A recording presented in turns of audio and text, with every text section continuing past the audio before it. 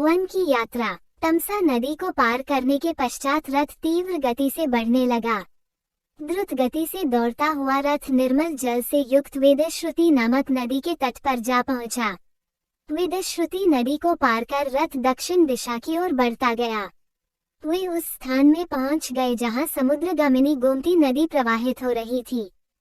सरिता के दोनों तटों पर सहस्त्रों गौओं के झुंड हरी हरी घास चर रही थी।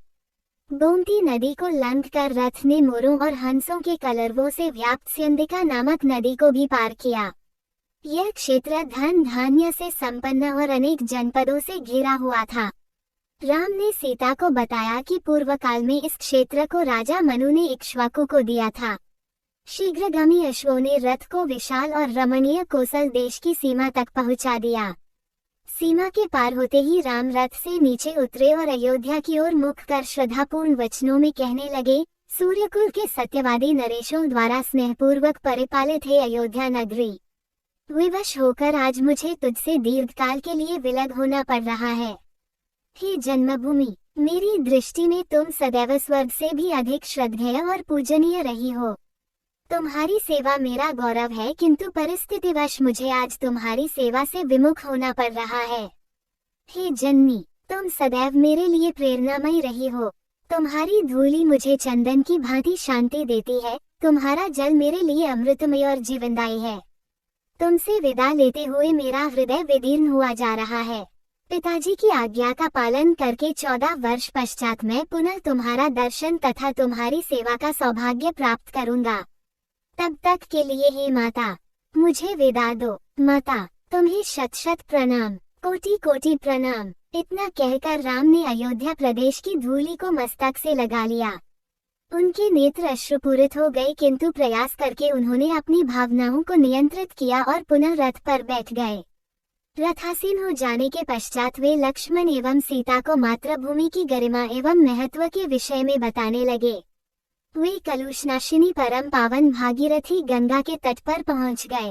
उस सुरम्य वातावरण में वे बहुत देर तक चकित से खड़े रहे।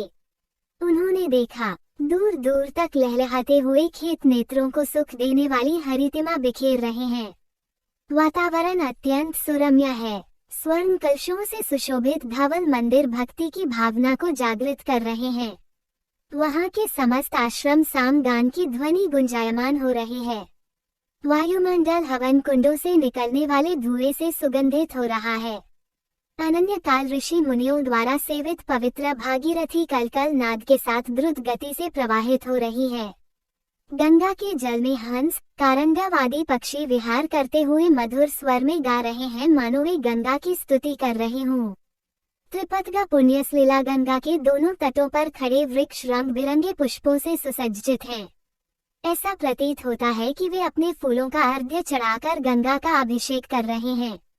वे इस मनोमुग्धकारी छवि निहारने में लीन हो गए।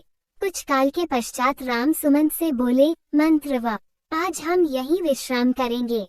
हंदुदी के उस विशाल वृक्ष पर कितने सुंदर तथा आकर्षक फल लगे हुए हैं।